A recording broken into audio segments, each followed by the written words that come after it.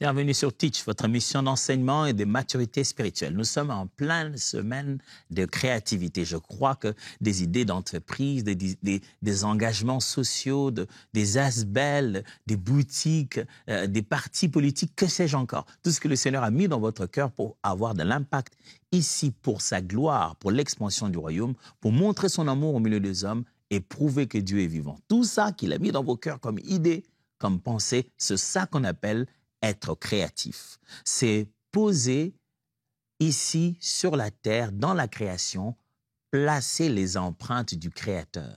C'est que nous, à qui le Créateur a donné la responsabilité de continuer d'être co-ouvriers dans la création, nous puissions poser les empreintes de celui qui vit en nous.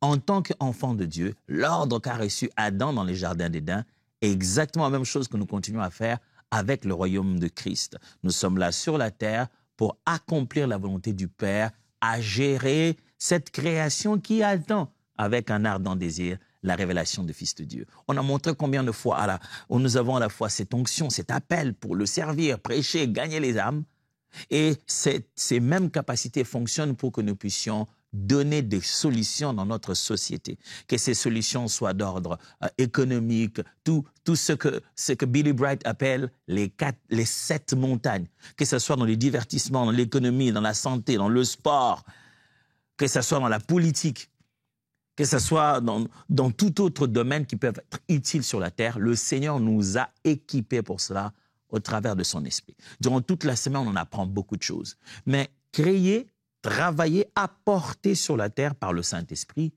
Dieu nous veut aussi que nous puissions le faire ensemble. On ne peut pas seulement le faire seul. Ce n'est pas juste être la star qui aura mené l'idée en or.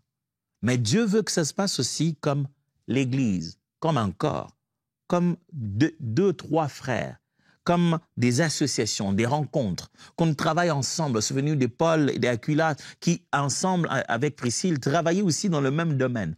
On peut réussir ensemble. Et réussir ensemble, c'est aussi un projet divin. Alors, let's teach. Grandissons ensemble.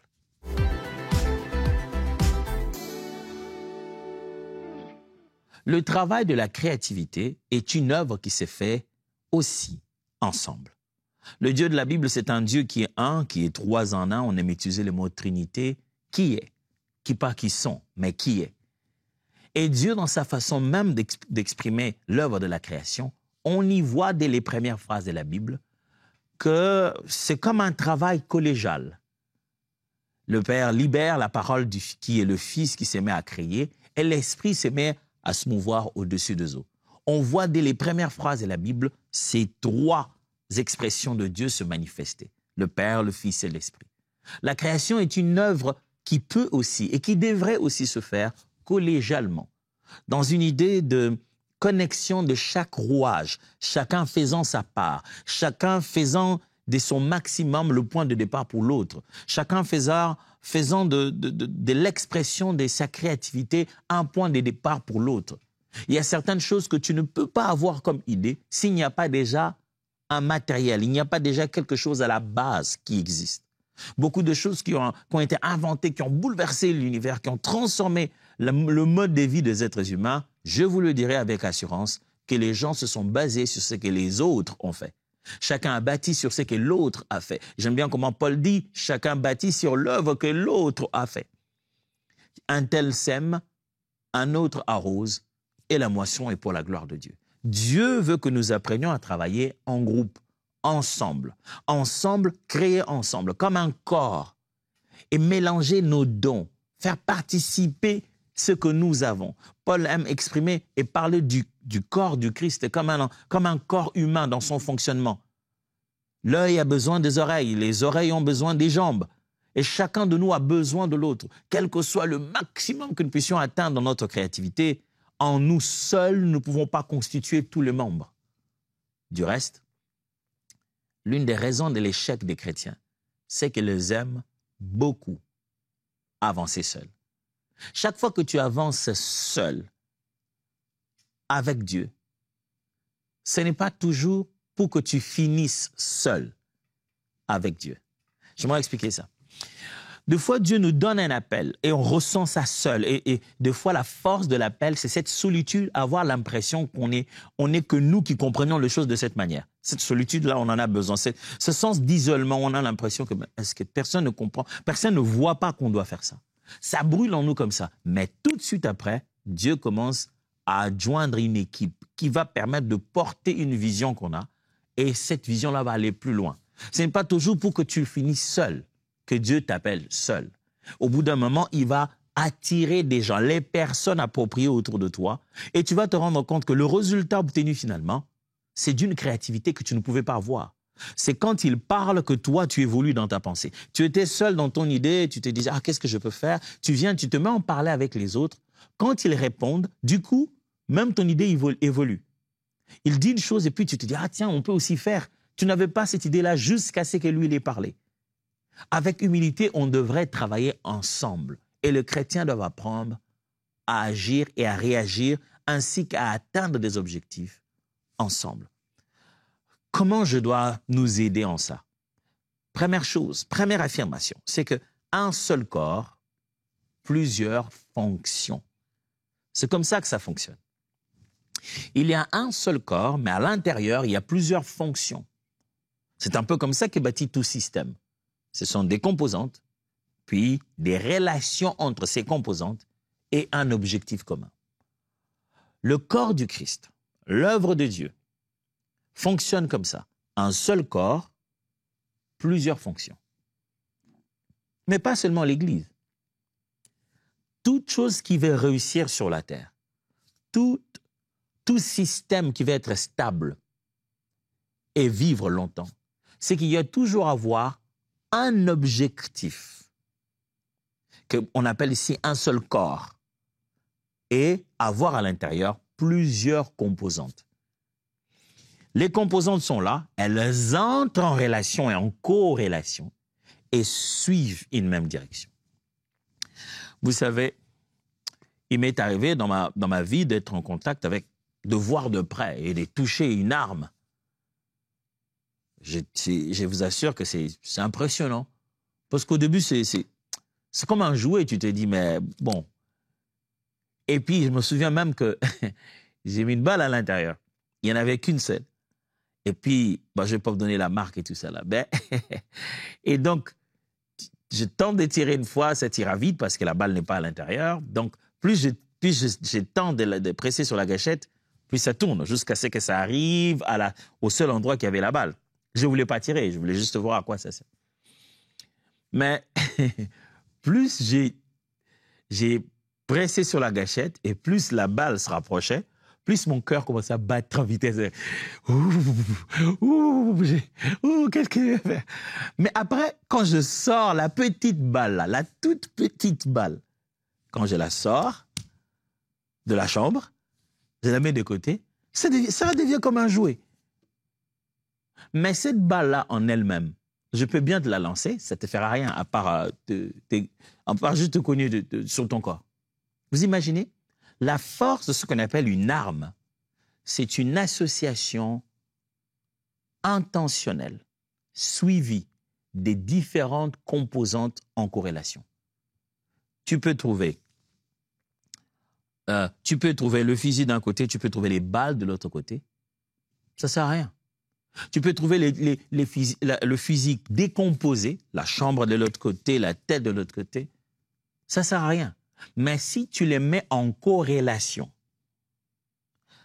dans l'objectif de fonctionner comme une arme, tu mets à l'intérieur la balle, pouf! Mes amis, on peut faire plus si chacun jouait simplement son rôle. Et chacun prenait conscience que le rôle de l'autre est important. Une arme sans être chargée ne sert à rien. Des cartouches, des balles sans une arme, ça ne sert à rien. Nous n'avons notre valeur que dans la cohésion de notre fonctionnement. Il y a beaucoup d'idées qui sont passées dans ta tête qui n'ont pas pu être exécutées parce que tu n'as pas su avec qui l'exécuter. Même quand Dieu te parle de délivrer le peuple d'Israël, il finit par te donner un Aaron, demain un Josué. Petit à petit, Dieu bâtit une équipe. Imaginez-vous, Dieu prend Moïse, Moïse tente avec ses propres forces. Il a tué un Égyptien. Comment il va faire pour libérer le peuple d'Israël? Il va commencer à tuer les Égyptiens, l'un après l'autre. Il a tué l'Égyptien et la chose s'est répandue. Hein. La prochaine fois qu'il parle aux Hébreux pour qu'ils se calment entre eux, ils disent « Qu'est-ce que tu veux me faire? Tu veux me tuer comme tu as tué l'Égyptien ?» Il s'est dit « Wow, je crois que l'affaire se sait maintenant. » Il n'allait pas pouvoir sauver le peuple d'Israël en tuant chaque Égyptien dans un coin. Non. Dieu l'a amené ailleurs. Et vous savez qu'est-ce qu'il fait? Il commence par lui donner une femme. L'enfant lui est né. Il a un beau-père qui devient une figure paternelle pour lui. Il bâtit son caractère. Il attend. Et le Moïse qui revient, c'est un tout autre Moïse. Je vais vous dire que vous avez besoin obligatoirement de certaines personnes dans votre vie.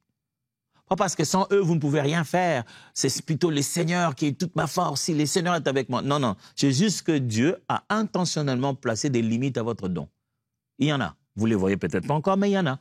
Et il y en a beaucoup. Le peu de temps que je fais à vivre sur la terre, je ne fais que voir ça. Il y a beaucoup de limites à nos dons et à nos grâces. Et j'ai vu comment des conversations ont alimenté mon potentiel. Un seul corps, mais plusieurs fonctions. Chacun joue son rôle. Joue ta musique, ta partition, et quelqu'un d'autre qui jouera la sienne. Ça rendra la tienne encore meilleure et plus belle. 1 Corinthiens 12, 12 dit « Car comme le corps est un et a plusieurs membres, et comme tous les membres du corps, malgré leur nombre, ne forment qu'un seul corps, ainsi en est-il de Christ. »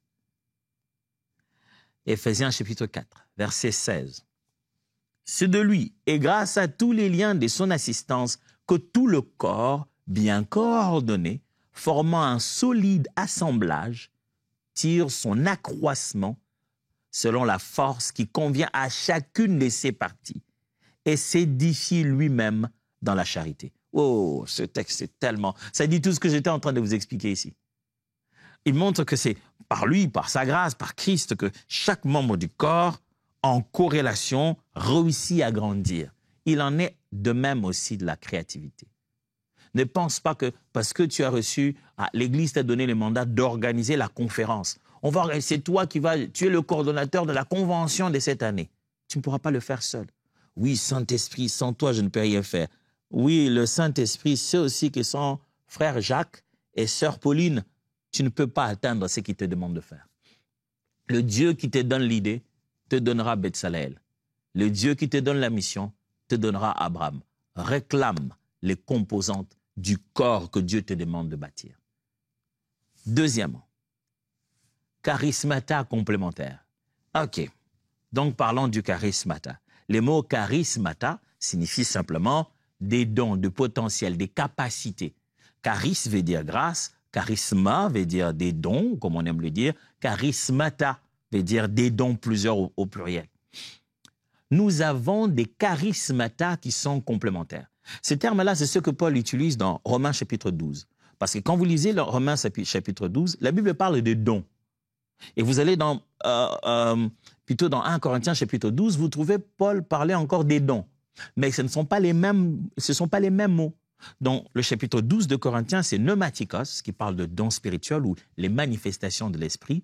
Et dans Romains chapitre 12, il parle plutôt des charismata, c'est-à-dire des dons, des capacités que Dieu nous a donné à nous d'exercer sur la terre. Ce ne sont pas nécessairement les moyens de prouver que l'Esprit de Dieu est en nous, mais ce sont des cadeaux que Dieu nous a donnés qui sont issus de la grâce. Romains chapitre 12, versets 6 à 8. Puisque nous avons des dons, charismata, différents, selon la grâce qui nous a été accordée, que celui qui a le don de prophétie l'exerce selon l'analogie de la foi, que celui qui est appelé au ministère s'attache à son ministère, que celui qui enseigne s'attache à son enseignement, celui qui exhorte à l'exhortation, que celui qui donne le fasse avec liberté, que celui qui préside le fasse avec zèle, que celui qui pratique la miséricorde le fasse avec joie. J'aime la diversité qu'il y a ici. On part des prophéties vers ministère, libéralité, on va vers présider, on va vers exercer la miséricorde, on montre qu'on a une telle diversité, mais tout ça est complémentaire. Je ne sais pas qu'est-ce que Dieu t'a donné, Mais ce que tu as reçu détermine ce que tu n'as pas. Ton don détermine le don de l'autre. Le fait que Dieu t'a donné une chose, ça signifie qu'il ne t'en a pas donné d'autres. Sache que ce que Dieu t'a donné, il ne l'a pas donné aussi aux autres. Autant tu te vois toi-même spécial, sache que l'autre est aussi spécial. Autant tu sens que les autres ont besoin de toi, sache que tu as vraiment besoin des autres aussi. Ça marche quand c'est complémentaire. Ce n'est pas parce que l'idée est à toi que l'entreprise se fera avec toi. Non. Il y en a ceux qui ont l'idée et il y en a d'autres qui en ont le flair, qui savent que c'est une idée, mais on n'en gagnera pas l'argent comme ça. Il y a des gens qui en ont l'idée, mais il y en a d'autres qui en ont l'art de l'exécution. Ils peuvent établir un workflow très clair, un acheminement bien précis de travail, une chaîne de fonctionnement qui va réussir. Souvent, nous échouons parce que nous voulons à tout prix, puisque l'idée est venue par moi, ça doit se faire qu'avec moi. Non, tu peux être juste celui qui génère l'idée et ça se répand. Je prie Dieu qu'il te donne les personnes complémentaires à ton idée, les personnes complémentaires à ton projet, les personnes complémentaires à cette entreprise, qui t'envoie celui qui a les capitaux, celui qui a l'expérience. Ce n'est pas parce que tu veux faire un restaurant que tu dois savoir comment préparer. Que Dieu t'envoie et le cuisinier, que Dieu t'envoie et le manager de ce type d'institution, que Dieu t'envoie un juridique qui sait ouvrir la porte pour pouvoir l'accomplir, mais que le Seigneur te permette d'avoir des charismata complémentaires au tien. Exode 35, 34 à 35. Il lui a mis dans le cœur le don d'enseigner, à lui et à Oliab, fils d'Aïsamak, de la tribu de Dan. Il les a remplis d'intelligence pour exécuter tous les ouvrages de sculpture et d'art, pour broder et tisser les étoffes teintes en bleu, en pourpre, en cramoisi et le fin lin, pour faire toutes sortes de travaux et d'inventer des dessins. Oh, inventer? Pasteur, inventer, c'est mondain. Inventer, c'est la science, c'est pour ce monde. Inventer, pasteur, nous les enfants de Dieu, on n'est pas censés inventer. Nous ne sommes pas là pour inventer. Exode chapitre 35. On montre comment Dieu les a remplis d'intelligence pour inventer des dessins. Vous voyez ça? Inventer des dessins. Qui t'a dit que Dieu ne peut pas te remplir d'intelligence pour créer une intelligence artificielle? Mes amis, Dieu veut te rendre créatif au point d'inventer des dessins. Et pour ça, la Bible cite ici une coalition. Il y avait d'un côté Oliab, fils d'Aïsamak, de la tribu de Dan. Il leur a donné, Dieu a mis dans leur cœur d'enseigner. Il ne parle pas que d'Oliab, on parle aussi des autres, de Betsalel, de tous les autres qui étaient avec eux. Mes amis, on peut le faire ensemble. Comme Shadrach, Meshach, Abednego, Daniel, on peut le faire ensemble. Les charismatas des autres sont complémentaires. Quand l'un préside, l'autre peut prophétiser. Quand l'un exprime la miséricorde, l'autre peut être en train de soutenir et d'exhorter les autres. Pour réussir et créer très bien, vous avez besoin des uns des autres. Troisièmement, feedback guidé par l'esprit.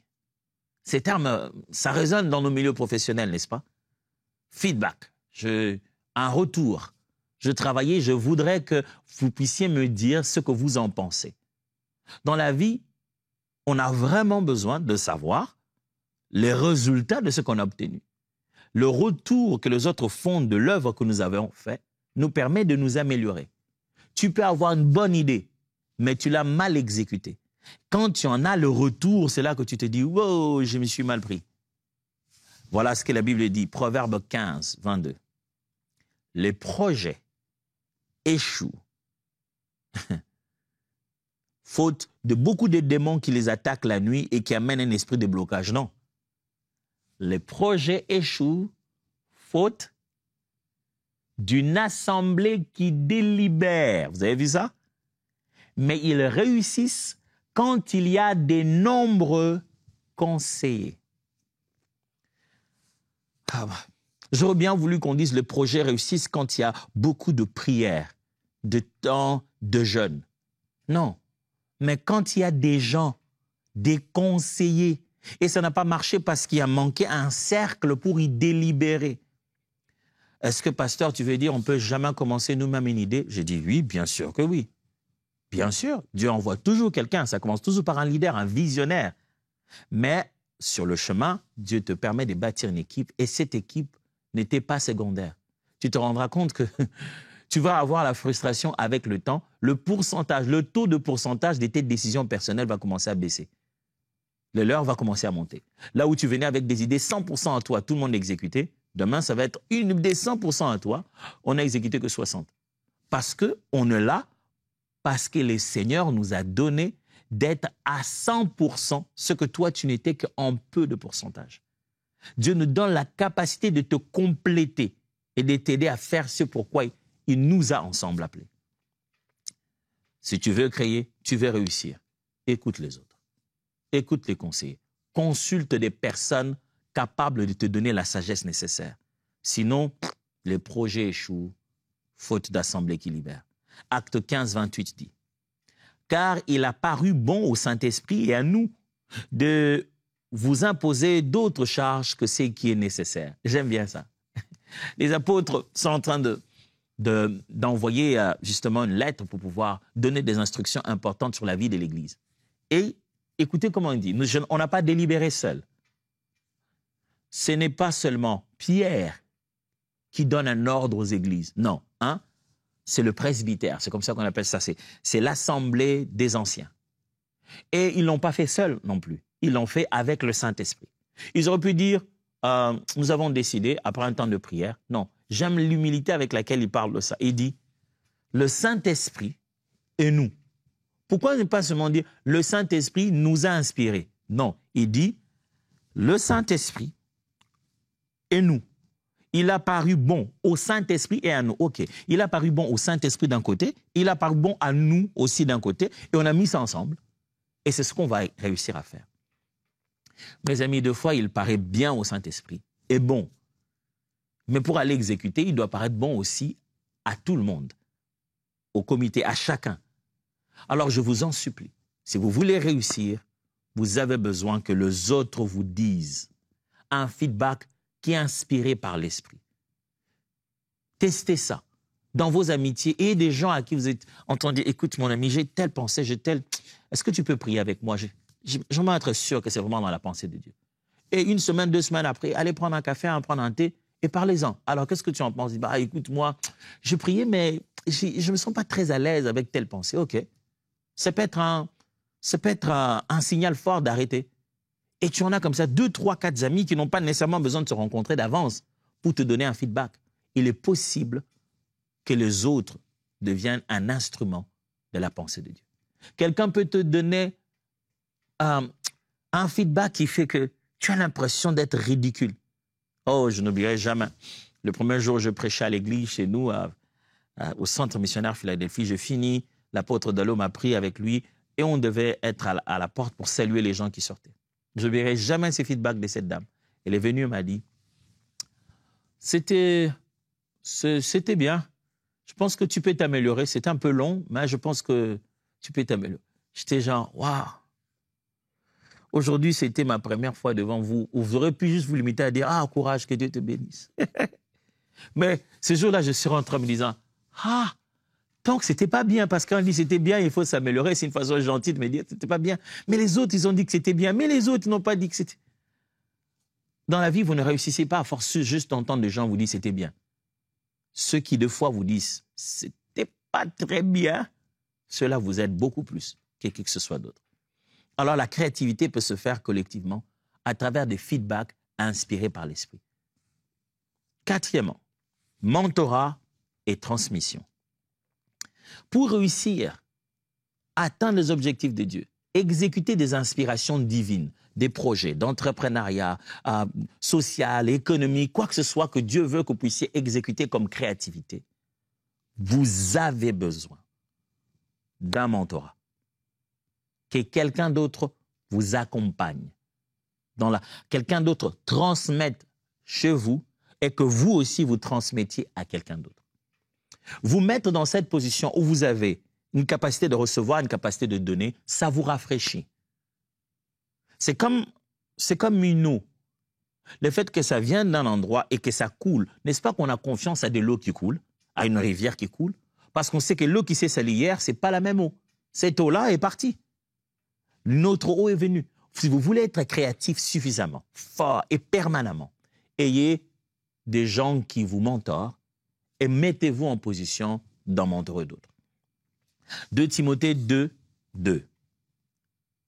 Et ce que tu as entendu de moi en présence de nombreux témoins, confie-les à des hommes fidèles qui soient capables de l'enseigner aussi à d'autres. Vous voyez, la boucle est celle-là. Ce que tu as entendu de moi, ton mentor, ô Timothée, confie-les aussi à d'autres personnes. Deviens aussi ce que je suis pour toi, pour eux. Et eux aussi, ils vont continuer la suite. Mes amis, si vous voulez bien être capable d'exécuter les idées que Dieu met dans votre tête, d'exploser dans votre créativité, sachez que vous avez besoin non seulement d'avoir de bons conseillers, des amis, non, vous devez aussi vous mettre en position d'avoir des mentors, des pères, des aînés, et avoir aussi la possibilité d'être père et mentor d'autres personnes. Des gens près de qui vous venez avec votre idée, vous dites, avec ton expérience, dis-moi un peu, qu'est-ce que tu penses de ça? Et des gens qui viennent aussi vous consulter. Parce que des fois, en tentant de communiquer votre sagesse, vous la découvrez mieux. En essayant d'aider les autres à grandir, vous grandissez aussi mieux. Psaume 145, verset 4. Que chaque génération célèbre tes œuvres et publie tes hauts faits. Chaque génération. Le psalmiste dit que chaque période de temps, chaque moment, cette génération s'y est passée, une autre arrive, mais que chaque génération publie tes hauts faits. Il montre comment progressivement les générations, j'aime bien quand il dit, un jour raconte à un autre les merveilles de l'Éternel. Vous voyez comment ça passe? Le mentorat, c'est un moment où quelqu'un te dit, c'est difficile, mais Dieu est fidèle. Et toi aussi, tu devras le dire à quelqu'un d'autre, c'est difficile, mais tu vas y aller. On raconte à une autre génération les bontés de Dieu. Enfin, stewardship responsable. Oui, j'ai sorti un mot en anglais, ouais. Ah, pourquoi il est allé? Vous savez, il y a des mots dans certains domaines qui sont plus là, dans cette langue qu'ailleurs. Un stewardship responsable. Un sens d'intendance, de supervision. Être un intendant responsable. Un hôte qui s'occupe des choses de façon responsable. Matthieu 25, 21. Son maître lui dit, « C'est bien, bon et fidèle serviteur, tu as été fidèle en peu de choses, je te confierai beaucoup, entre dans la joie de ton maître. » On parle ici de la parabole de quelqu'un qui a donné le stewardship de ses biens à certaines personnes. Il leur a donné des talents, il leur a demandé de s'en occuper, de superviser cela. Mes amis, si vous voulez réussir avec les projets que Dieu met dans votre cœur, quand vous travaillez ensemble, vous devez veiller de manière responsable à ce que Dieu vous a donné. J'ai vu des gens se réunir et complètement détruire les ressources que Dieu les a données. Ils se sont mis ensemble, les gens ont fait confiance, on leur a donné des moyens. Ça a été un moyen. C'est devenu l'occasion pour que chacun se fasse une fête. Ils ont détruit les ressources. Quand Dieu vous inspire, il donne les ressources. C'est dans la responsabilité de la gestion de ressources que vous voyez encore Dieu vous multiplier des idées. 1 Corinthiens 4, 2 dit, « Du reste, ce qu'on demande des dispensateurs, c'est les mots ici pour steward, dispensateur, intendant, administrateur, c'est que chacun soit trouvé fidèle. » C'est que tout ce que Dieu vous demande, quand vous travaillez ensemble pour cette idée-là, faire la boutique, faire un site internet, je ne sais pas quoi, tout ce que Dieu vous demande, c'est que vous soyez fidèle. Et moi, mes amis, je suis en plein milieu d'un studio de quelques personnes qui ont juste été fidèles à Dieu il y a très longtemps. Et voilà ce que ça fait. C'est pour vous dire, vous pouvez le faire.